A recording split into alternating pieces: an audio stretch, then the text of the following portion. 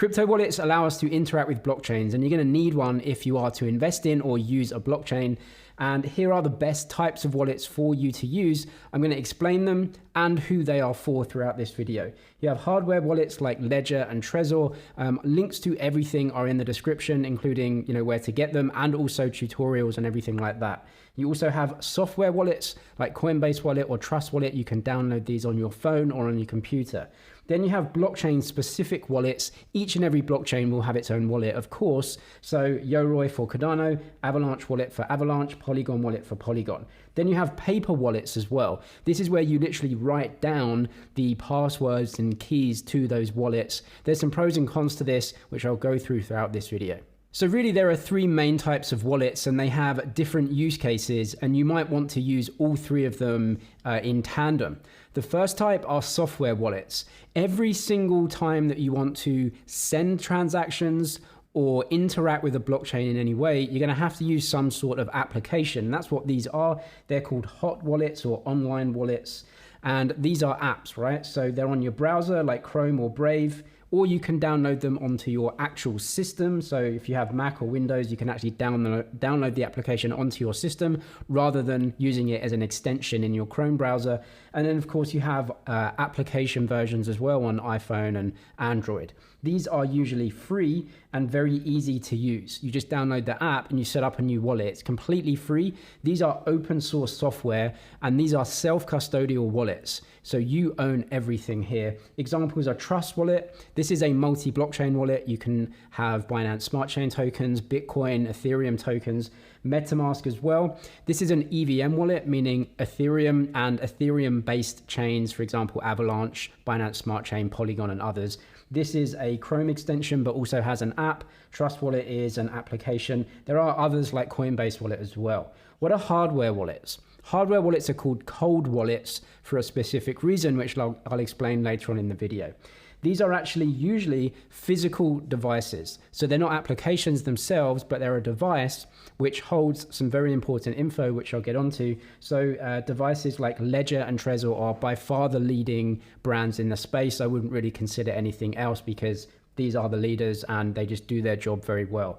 Usually a hardware wallet is known as a cold wallet because it is offline, meaning that the special keys are kept in this device and not connected to the internet. It's therefore considered safer to use this type of device, but there are some downsides because they're a hardware, USB stick kind of thing, so it is more secure. The downside is you do have to buy them $30 to $80, and you do have to link them up with a hot wallet if you want to actually do something with the blockchain. I'll leave links to both of those in the description if you want to check them out. The next stage is paper wallets. So just think of essentially every single blockchain will give you a private and a public key, and that is your wallet. You can actually download that and just write it down on paper.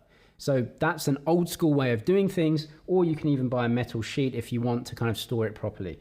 These are from $0 if you just want to write the keys down on a bit of paper. They often use QR codes as well, which you can print out, or you can spend a few bucks and actually get like a metal version or something like that. The problem is it's extremely difficult to use your coins, right? This is like putting things in a mattress under 6 feet under, and you're never going to kind of reach it again, right? So why bother with this? Well, these are kind of considered the safest because they never interact with anything online. This is a very simplified version of how you would create a wallet and then start interacting with the blockchain. So for example, we have the Bitcoin blockchain here, which is doing its thing. Every 10 minutes, just sending coins amongst wallets that actually want to send coins at that time and keeping a record of all of those transactions. Every single Bitcoin wallet is on the Bitcoin blockchain, not anywhere else. Now, what we're going to do is have Sally down here. She's going to create a Bitcoin wallet and she's going to use either Trust Wallet or Ledger. It doesn't matter.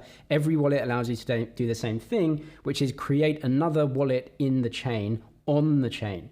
When you create a wallet, two things are created. Well, three things. One of them is the public key, as you can see here. This is otherwise known as your address. The public key creates the public address. Think of this as your email address, right? If you have a wallet, you need an address that people can send you things to. This is your email address. This is your address where people can send you coins. And so you can give this out to people when someone says, I want to send you coins. You give them your Bitcoin address which is linked into your public key. You can tell people this, people can send you stuff to it, but they can't control the wallet if they have it, right? So it's exactly like an email address. People can send to, can't actually control the email unless they have the email password, which is your private key. Your private key is basically your password to control the wallet and all of its contents. The private key is absolutely vital, very important.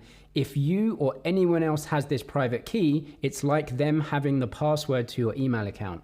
So this is incredibly important to keep safe and to write down. If you lose this and you don't have access to it, it's like losing the password to your email address. You'll never have your email again. And if you've got $1 million of Bitcoin and you lose your private keys, you've burnt that $1 million. The public and private keys are linked by cryptography, meaning that they are actually linked up. And so whoever has access to the private key can actually have access to the public key. That's why you have to keep it really safe. Now, what happens if someone wants to send some Bitcoin to you? Well, what they can do is take your public key and send that via a transaction on the blockchain via their wallet. Bitcoin and wallets are always on the blockchain, and people just use wallets to interact with them. So here's a cheat sheet about wallet addresses, public keys, and private keys.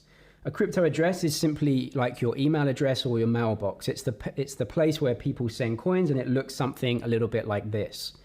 Public keys are the key that generates the address, but people often intermingle them and say them in the same way. A public key is literally just your public address where people know this and they can send you coins. Private keys are the most important thing. This is linked to your public key through cryptography, but because of cryptography, no one can work out your private key through your public key because of cryptography. That's the whole point of what crypto is. This is the password that enables the creation of the public key. It's so important. It works in tandem, so they are linked. Do not tell anyone this when you get this, because that is essentially giving someone the PIN number to your card or a password to your bank account application. Anyone who has that has access to your coins. Crypto is a bearer instrument. If someone has a private key to a wallet, they can log into it and spend everything. That is where not your keys, not your crypto comes from.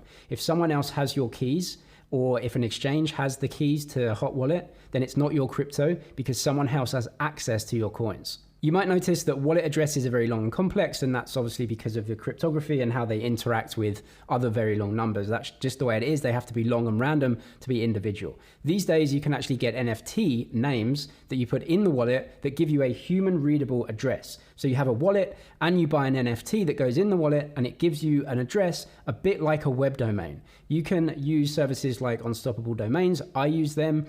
There's also Ethereum name service, and every single other blockchain will have their own service, but .eth domains essentially is like a web address, so you can have decentralized websites built on this. Or if someone wants to send you coins, they can just type in your name, .eth, and then that will be routed through the Ethereum network to their wallet address, as long as the wallet address holds the NFT domain. So you can see here, ethereumnerd.eth is actually available right here, and you do have to pay a fee for this. Unfortunately, it's just like registering a domain name on GoDaddy. You can register it forever though if you have enough ETH, but when it runs out, you do have to spend the ETH on that again to get that name.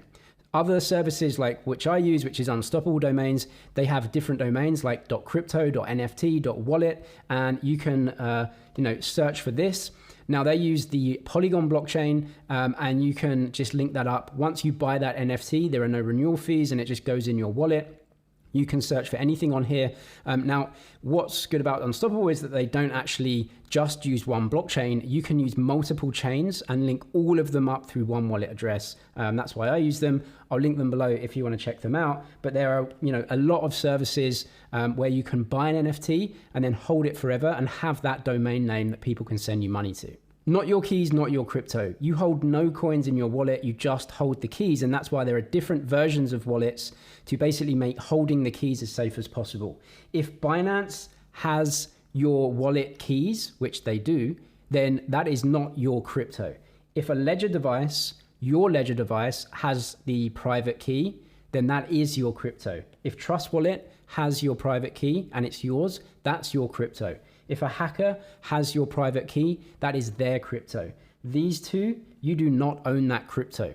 Okay, so even Binance, if they're holding it for you, you don't have the keys, you don't have control of that until you send it out to either one of these self-custodial wallets. These days, very few people interact with the private key. They're actually given what's known as a seed phrase when they set up a wallet. If you go to MetaMask and you set up a wallet, they will give you 12 to 24 words that are randomly generated and linked to the private key. So if you create a MetaMask account and have these 12 to 24 words and then go to a different computer and you want to load the same wallet, all you have to do is just press restore wallet, put in these 12 words, and it will load up your wallet and show all of your coins sitting there.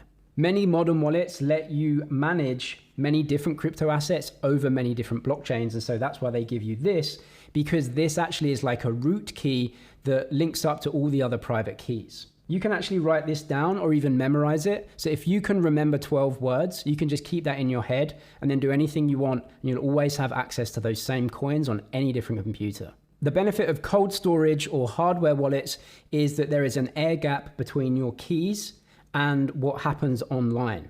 So cold storage keeps your keys offline. Hackers cannot access your private keys if they are kept on these devices. This is good for your investments and crypto that you want to keep aside and have no use for. You can also use DeFi and actually invest your coins in, DeFi and keep them there, but still keep your keys on these devices. I truly recommend hardware wallets if you've got more than a few $1,000s. They can be a little bit of a pain to access. Like, you're definitely going to need the wallet with you if you want to transact or spend coins, because you need to actually go onto the hardware wallet itself, look through the transaction and confirm the transaction by pressing some buttons.